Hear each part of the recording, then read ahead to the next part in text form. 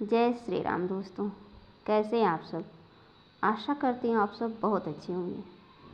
दोस्तों, आज हम पद्म पुराण के सृष्टि खंड के 8वें अध्याय का श्रवण करेंगे, जिसमें आपने कल पितरों का वंश का वर्णन सुन लिया था। आज हम श्राद्ध के विभिन्न अंगों का वर्णन सुनेंगे।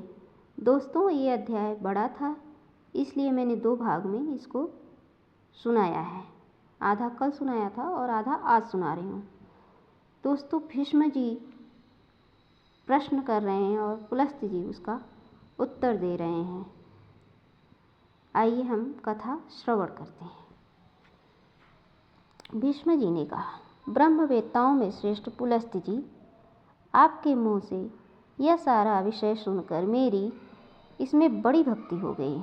अतः अब मुझे श्राद्ध का समय, उसकी विधि, श्राद्ध का स्वरूप बतलाइए। श्राद्ध में कैसे ब्राह्मणों को भोजन कराना चाहिए तथा किनको छोड़ना चाहिए। श्राद्ध में दिया हुआ अन्न पितरों के पास कैसे पहुंचता है, किस विधि से श्राद्ध करना उचित है और वह किस तरह उन पितरों को तृप्त करता है। पुलस्त्य जी बोले, राजन, अन्न और जल से अथवा दूध एवं फल मूल आदि से पितरों को संतुष्ट करते हुए प्रतिदिन श्राद्ध करना चाहिए।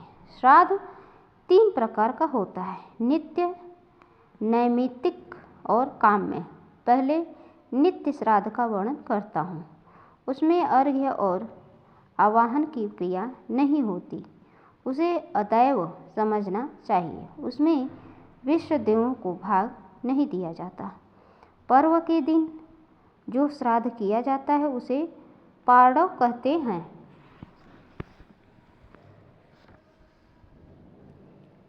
पाड़व श्राद्ध में जो ब्राह्मण निमंत्रित करने योग्य है उनका वर्णन करता हूँ, श्रवण करो। जो पंचाग्नि का सेवन करने वाला, स्नातक, त्रिसवर्ण, वेद के व्याकरण आदि 6 अंगों का ज्ञाता हो, श्रोत्रिय, वेदज्ञ, श्रोत्रिय का पुत्र, वेद के विधि वाक्यों का विशेषज्ञ, सर्वज्ञ, सब विषयों का ज्ञाता हो, वेद का स्वाध्यायी, मंत्र जपने वाला, ज्ञानवान, त्रिडाचिकेत, त्रिमधु, अन्य शास्त्रों में भी परिनिष्ठित, पुराणों का विद्वान, स्वाध्यायशील, ब्राह्मण भक्त, पिता की सेवा करने वाला, सूर्य देवता का भक्त,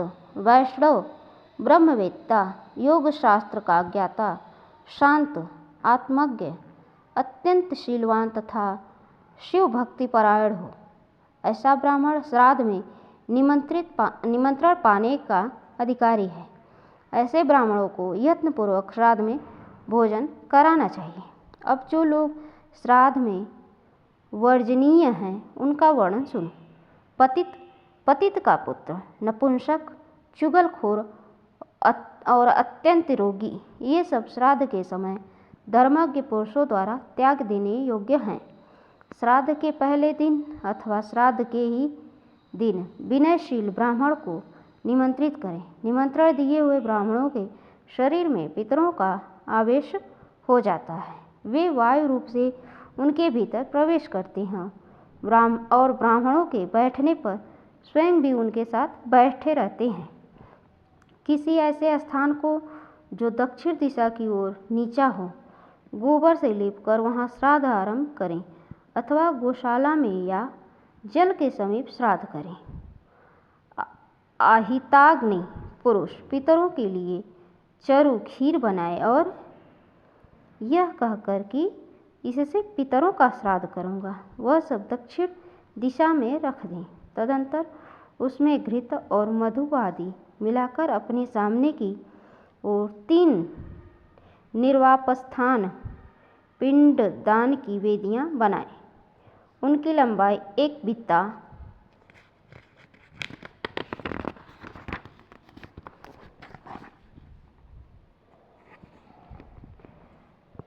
और चौड़ाई 4 अंगुली की होनी चाहिए। साथ ही खैर की 3 दरवी कलछुल बनवाएं जो चिकनी हो तथा जिनमें चांदी का संसर्ग हो। उनकी लंबाई 1 रत्नी की और आकार हाथ के समान सुंदर होना उचित है। जलपात्र, कांस्य पात्र, प्रोक्षण, समिधा, कुश, तिल पात्र, उत्तम वस्त्र, गंध, धूप, चंदन ये सब वस्तुएं धीरे धीरे दक्षिण दिशा में रखें। उस समय जनेऊ दाहिने कंधे पर होना चाहिए। इस प्रकार सब सामान एकत्रित करके घर के पूर्व गोबर से लिपी हुई पृथ्वी पर गोमूत्र से मंडल बनवाए और अक्षत और फूल सहित जल लेकर तथा जनेऊ को क्रमशः बाएं एवं दाहिने कंधे पर छोड़कर ब्राह्मणों के पैर धोए तथा बारंबार उन्हें प्रणाम करें। तदंतर विधिपूर्वक आचमन कराकर उन्हें बिछाए हुए दर्भयुक्त आसनों पर बिठाए और उनसे मंत्रोच्चारण करावे। सामर्थ्यशाली पुरुष भी देव कार्य वैश्वदेव श्राद्ध में 2 और पितृकार्य में 3 ब्राह्मणों को ही भोजन कराए अथवा दोनों श्राद्ध में एक ब्राह्मण को ही जिमाए। विद्वान पुरुष को श्राद्ध में अधिक विस्तार नहीं करना चाहिए। पहले विश्वदेव संबंधी और फिर पितृ संबंधी विद्वान ब्राह्मणों को ही अर्घ आदि से विधिवत पूजा करें तथा उनकी आज्ञा लेकर अग्नि में यथाविधि हवन करें।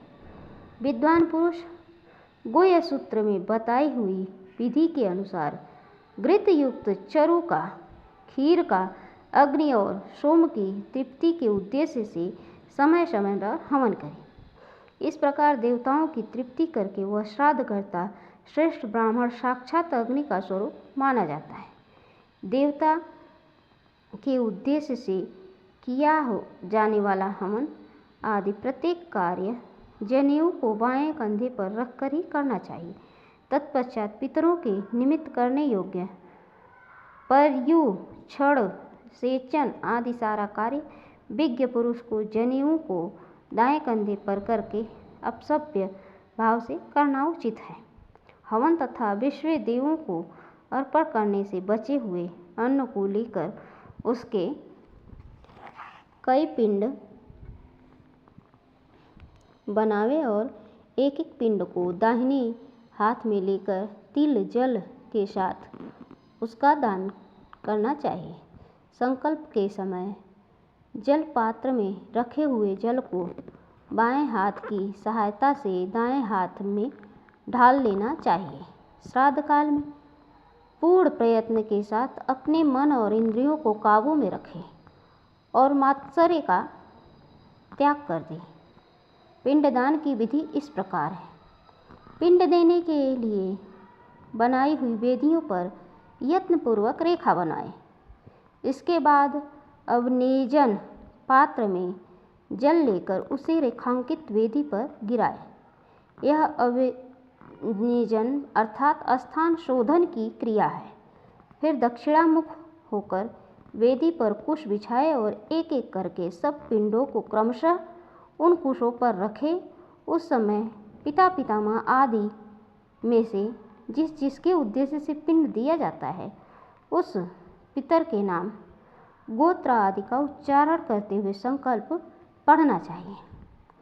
पिंडदान के पश्चात अपने दाएं हाथ को पिंडधार भूत कुशों पर पोंछना चाहिए। यह लेप भाग भोजी पितरों का भाग है। उस समय ऐसे ही मंत्र का जप अर्थात लेप भाग भुजः पितर अस्त्रिप्यन्तु इत्यादि वाक्यों का उच्चारण करना उचित है। इसके बाद पुनः प्रत्यवनिजन करें अर्थात अवनिजन पात्र में जल लेकर उससे प्रत्येक पिंड को नहलावें। फिर जल युक्त पिंडों को नमस्कार करके श्राद्ध कल्पोक्त वेद मंत्रों के द्वारा पिंडों पर पितरों का आवाहन करें और चंदन धूप आदि पूजन सामग्रियों के द्वारा उनकी पूजा करें। तत्पश्चात आवाहनीयादि अग्नियों के प्रतिनिधिभूत एक एक ब्राह्मण को जल के साथ एक एक दरवी प्रदान करें। फिर विद्वान पुरुष पितरों के उद्देश्य से पिंडों के ऊपर कुश रखें और पितरों का विसर्जन करें। तदंतर क्रमशः सभी पिंडों में से थोड़ा थोड़ा अंश निकालकर सबको एकत्र करें और ब्राह्मणों को यत्नपूर्वक पहले वही भोजन करावें, क्योंकि उन पिंडों का अंश ब्राह्मण लोग ही भोजन करते हैं। इसलिए अमावस्या के दिन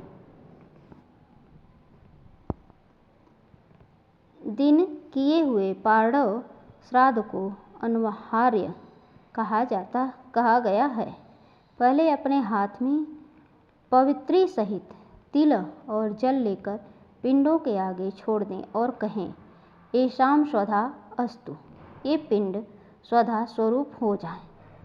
इसके बाद परम पवित्र और उत्तम अन्न परोसकर उसकी प्रशंसा करते हुए उन ब्राह्मणों को भोजन करावें। उस समय भगवान श्री नारायण का स्मरण करता रहे और क्रोधी स्वभाव को सर्वथा त्याग दें। ब्राह्मणों को तृप्त जानकर विकिरान्न दान करें। यह सब वर्णों के लिए उचित है। विकिरान्न दान की विधि यह है: तिल सहित अन्न और जल लेकर उसे कुश के ऊपर पृथ्वी पर रख दें। जब ब्राह्मण आचमन कर ले तो पुनः पिंडों पर जल गिरावे। फूल अक्षत जल छोड़ना और स्वधावाचन आदि सारा कार्य पिंड के ऊपर करें। पहले देव श्राद्ध की समाप्ति करके फिर पितृ श्राद्ध की समाप्ति करें, अन्यथा श्राद्ध का नाश हो जाता है। इसके बाद नतमस्तक होकर ब्राह्मणों की प्रदक्षिणा करके उनका विसर्जन करें। यह आहिताग्नि पुरुषों के लिए अनवार्य पार्णव श्राद्ध बतलाया गया। अमावस्या के पर्व पर किए जाने के कारण यह पार्णव कहलाता है। यही नैमित्तिक श्राद्ध है। श्राद्ध के पिंड गाय या बकरी को खिला दें अथवा ब्राह्मणों को दे दें अथवा अग्नि या जल में छोड़ दें। यह भी न हो तो खेत में बिखेर दें अथवा जल की धारा में बहा दें। संतान की इच्छा रखने वाली पत्नी विनीत भाव से आकर मध्यम अर्थात पितामह के पिंड को ग्रहण करे और उसे खा जाए। उस समय आधत पितरो गर्भम इत्यादि मंत्र का उच्चारण करना चाहिए। श्राद्ध और पिंडदान आदि की स्थिति तभी तक रहती है जब तक ब्राह्मणों का विसर्जन नहीं हो जाता। इनके विसर्जन के पश्चात पितृ कार्य समाप्त हो जाता है। इसके बाद बलि वैश्व देव करना चाहिए। तदंतर अपने बंधु बांधवों के साथ पितरों द्वारा सेवित प्रसाद स्वरूप अन्न भोजन करें। श्राद्ध करने वाले यजमान को तथा श्राद्ध भोजी ब्राह्मण दोनों को उचित है कि वे दोबारा भोजन न करें।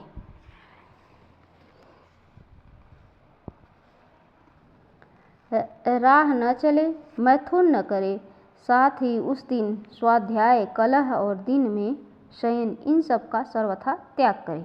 इस विधि से किया हुआ श्राद्ध धर्म, अर्थ और काम तीनों की सिद्धि करने वाला होता है। कन्या, कुंभ और वृष राशि पर सूर्य के रहते कृष्ण पक्ष में प्रतिदिन श्राद्ध करना चाहिए।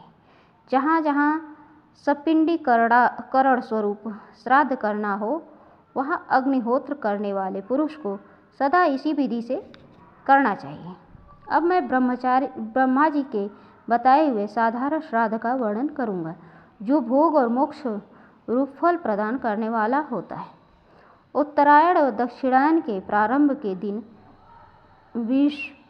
विषुव नामक योग, तुला और मेष की संक्रांति में जबकि दिन और रात बराबर होते हैं, प्रत्येक अमावस्या को प्रति संक्रांति के दिन अष्ट का पौष, माघ, फाल्गुन तथा आश्विन मास के कृष्ण पक्ष की अष्टमी तिथि में पूर्णिमा को आर्द्रा, माघ और रोहिणी इन नक्षत्रों में श्राद्ध की योग्य उत्तम पदार्थ और सुपात्र ब्राह्मणों के प्राप्त होने पर व्यतिपात, वृष्टि और वैधृति योग के दिन वैशाख की तृतीया को, कार्तिक की नवमी को, माघ की पूर्णिमा तथा भाद्रपद की त्रयोदशी तिथि को भी श्राद्ध का अनुष्ठान करना चाहिए। उपर्युक्त तिथियां युगादि कहलाती हैं। ये पितरों का उपकार करने वाली हैं। इसी प्रकार मंवंतरादि तिथियों में भी विद्वान पुरुष श्राद्ध का अनुष्ठान करें। आश्विन शुक्ला नवमी, कार्तिक शुक्ला द्वादशी, चैत्र तथा भाद्रपद की शुक्ला तृतीया, फाल्गुन की अमावस्या, पौष की शुक्ला एकादशी, आषाढ़ शुक्ला दशमी, माघ शुक्ला सप्तमी, श्रावण कृष्णा अष्टमी, आषाढ़ कार्तिक फाल्गुन और ज्येष्ठ की पूर्णिमा इन तिथियों को मनवंतरादि कहते हैं। ये दिए हुए दान को अक्षय कर देने वाली हैं। विज्ञ पुरुष को चाहिए कि वह वैशाख की पूर्णिमा को ग्रहण के दिन किसी उत्सव के अवसर पर और महालय आश्विन कृष्ण पक्ष में तीर्थ मंदिर, गौशाला, द्वीप, उद्यान तथा घर आदि में लिपे पुते एकांत स्थान में श्राद्ध करें। अब श्राद्ध के क्रम का वर्णन किया जाता है।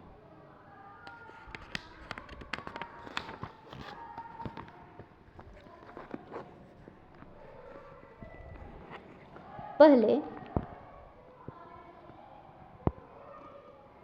विश्व देवों के लिए आसन देकर जौ और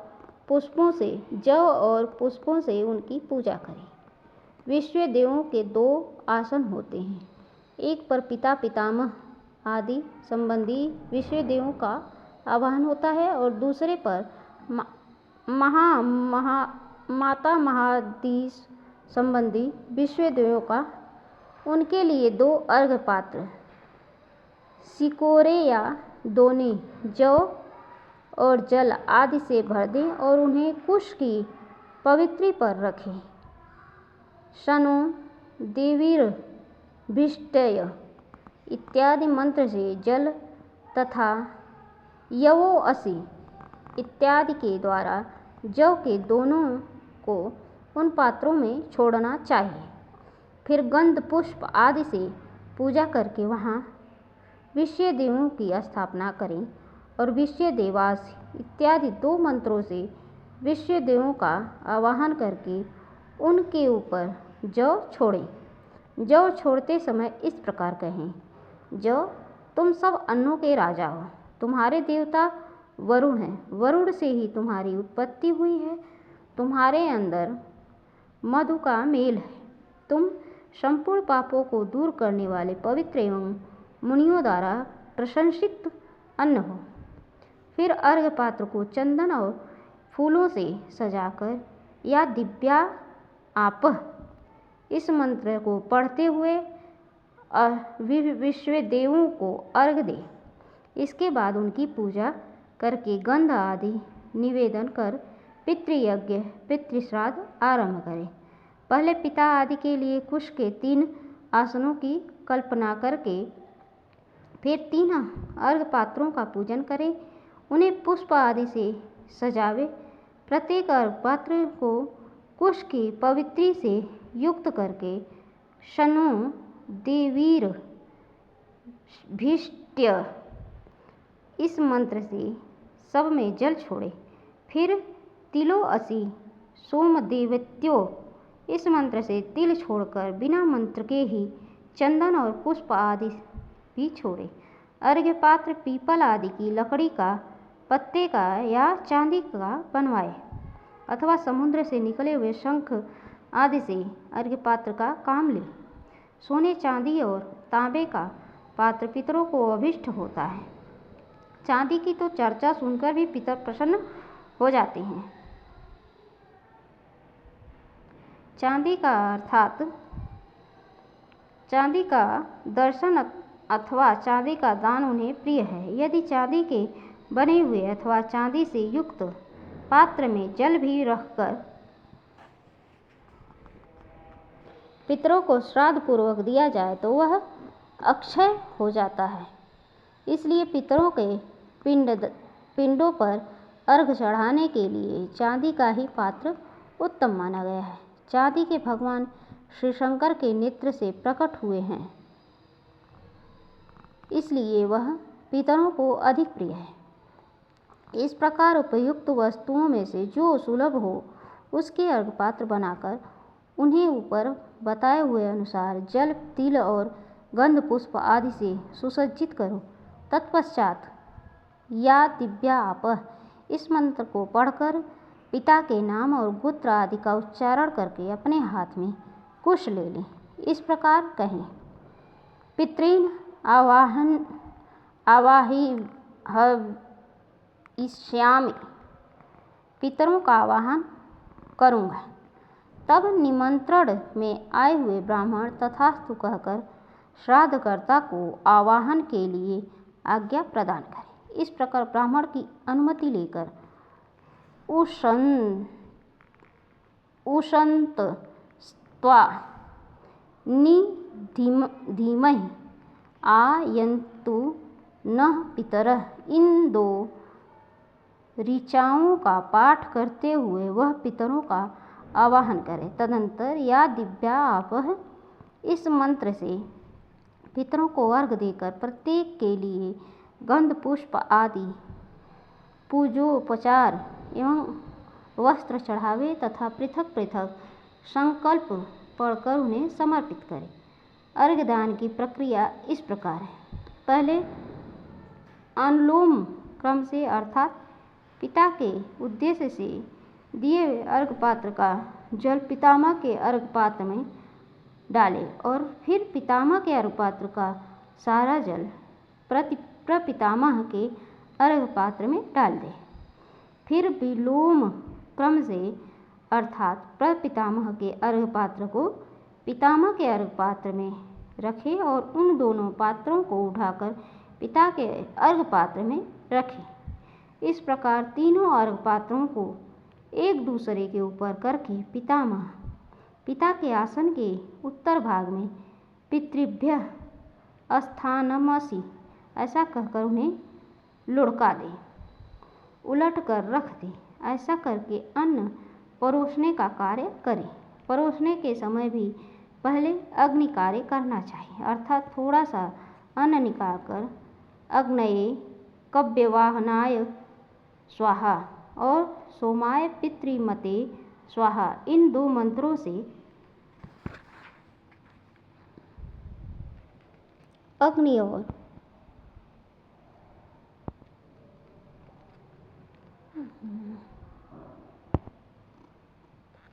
और सोम देवता के लिए अग्नि में 2 बार आहुति डालें। इसके बाद दोनों हाथों में से अन्न निकालकर परोसे। परोसते समय उषंत्वा धीमहि इत्यादि मंत्र का उच्चारण करता रहे। उत्तम गुणकारी शाक आदि तथा नाना प्रकार के भक्ष्य पदार्थों के साथ दही, दूध, गौ का घृत और शक्कर आदि से युक्त अन्न पितरों के लिए तृप्तिकारक होता है। मधु मिलाकर तैयार किया हुआ कोई भी पदार्थ तथा गाय का दूध और घी मिलाई हुई खीर आदि पितरों के लिए दी जाए तो वह अक्षय होती है। ऐसा आदि देवता पितरों ने स्वयं अपने ही मुख से कहा है। इस प्रकार अन्न परोसकर पितृ संबंधी ऋचाओं का पाठ सुनावे। इसके सिवा सभी तरह से पुराण, ब्रह्मा, विष्णु, सूर्य और रुद्र संबंधी भांति भांति के स्तोत्र, इंद्र, रुद्र और सोम देवता के सूक्त, पावमानी ऋचाएँ, बृहद्रथंतर, ज्येष्ठ मास का गौरवगान, शांतिकाध्याय, मधु ब्राह्मण, मंडल ब्राह्मण तथा गौर भी जो भी कुछ ब्राह्मणों को तथा अपने को प्रिय लगे वह सब सुनना चाहिए। महाभारत का भी पाठ कराना चाहिए क्योंकि वह पितरों को अत्यंत प्रिय है। ब्राह्मणों के भोजन कर लेने पर जो अन्न और जल आदि शेष रहे उसे उनके आगे जमीन पर बिखेर दें। यह उन जीवों का भाग है जो संस्कार आदि से हीन होने के कारण अधम गति प्राप्त हुए हैं। ब्राह्मणों को तृप्त जानकर उन्हें हाथ मुंह धोने के लिए जल प्रदान करें। इसके बाद गाय के गोबर और गोमूत्र से लिपी हुई भूमि पर दक्षिणाग्र कुश बिछाकर उनके ऊपर यत्नपूर्वक पितृयज्ञ की भांति विधिवत पिंडदान करें।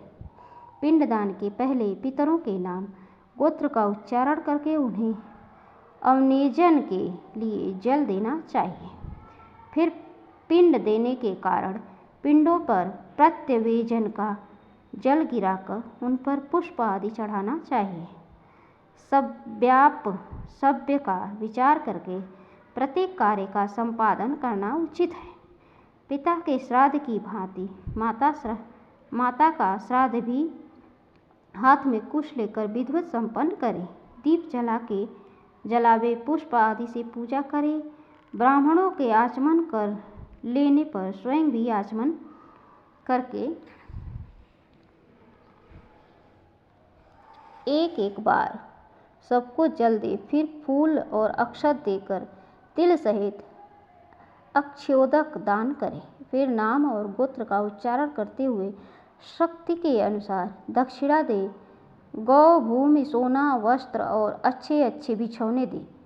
कृपणता छोड़कर पितरों की प्रसन्नता का संपादन करते हुए जो जो वस्तु ब्राह्मणों को, अपने को तथा पिता को भी प्रिय हो वही वही वस्तु दान करे। तत्पश्चात स्वधा वचन करके वैश्य देवों को जल अर्पण करे और ब्राह्मणों से आशीर्वाद लें। विद्वान पुरुष पूर्वाभिमुख होकर कहे, अघोरा पितर संतु, मेरे पितर शांत एवं मंगलमय हों। यजमान के ऐसा कहने पर ब्राह्मण लोग तथा संतु, तुम्हारे पितर ऐसे ही हों, ऐसा कहकर अनुमोदन करें। फिर श्राद्धकर्ता कहे, गोत्रम नो वर्धताम, हमारा गोत्र बढ़े। यह सुनकर ब्राह्मणों को तथास्तु ऐसा कहना, इस प्रकार उत्तम ऐसा ही हो, इस प्रकार उत्तर देना चाहिए। फिर यजमान कहे, दातारो में वर्धनताम वेदाः संतति रेव च एताः सत्या आशीषः सन्तु, मेरे दाता बढ़ें, साथ ही मेरे कुल में वेदों के अध्ययन और सुयोग्य संतान की वृद्धि हो। ये सारे आशीर्वाद सत्य हों।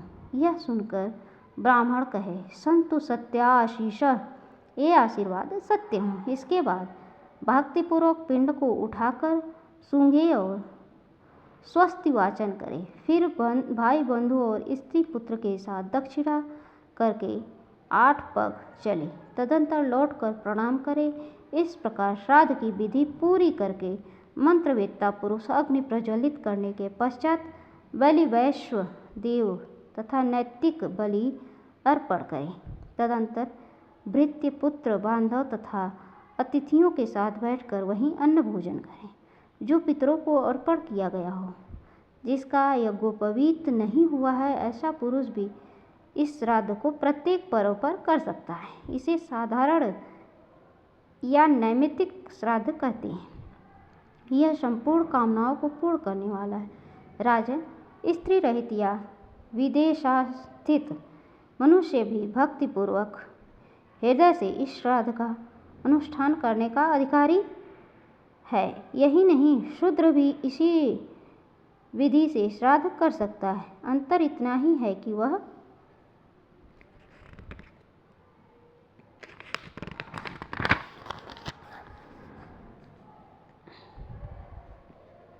वेद मंत्रों का उच्चारण नहीं कर सकता। तीसरा अर्थात काम्य श्राद्ध अभ्युदयिक है। इसे वृद्धि श्राद्ध भी कहते हैं। उत्सव और आनंद के अवसर पर संस्कार के समय यज्ञ में तथा विवाह आदि मांगलिक कार्यों में यह श्राद्ध किया जाता है। इसमें पहले माताओं की अर्थात माता, पितामही और प्रतिपितामही की पूजा की होती है। इसके बाद पितरों, पिता, पितामह और प्रपितामह की पूजा किया जाता है। अंत में मातामह आदि की पूजा होती है। अन्य श्राद्धों की भांति इसमें भी विश्व देवों की पूजा आवश्यक है। दक्षिणावर्तक क्रम से पूजोपचार चढ़ाना चाहिए। अभ्युदयिक श्राद्ध में दही, अक्षत फल और जल से ही पूर्वाभिमुख होकर पितरों को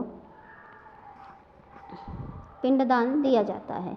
संपन्नम का उच्चारण करके अर्घ्य और पिंडदान देना चाहिए। इसमें युगल ब्राह्मणों को अर्घ्य दान दें तथा युगल सपत्नीक ब्राह्मणों की ही वस्त्र और सुवर्ण आदि के द्वारा पूजा करें। तिल का काम जौ से लेना चाहिए तथा सारा कार्य पूर्ववत करना चाहिए। श्रेष्ठ ब्राह्मण के द्वारा सब प्रकार के मंगल पाठ करावे, इस प्रकार शूद्र भी कर सकता है। यह वृद्धि श्राद्ध सबके लिए सामान्य है। बुद्धिमान शूद्र पित्रे नमः इत्यादि नमस्कार मंत्र के द्वारा ही दान आदि कार्य करें। भगवान का कथन है कि शूद्र के लिए दान ही प्रधान है, क्योंकि दान से ही उसकी समस्त कामनाएं पूर्ण हो जाती हैं। बोलिए श्री विष्णु भगवान की जय। आशा करती हूँ आपको ये कथा अच्छी लगेगी। दोस्तों, आप ये कथा ज़रूर सुनिएगा। मिलते हैं अगले वीडियो में।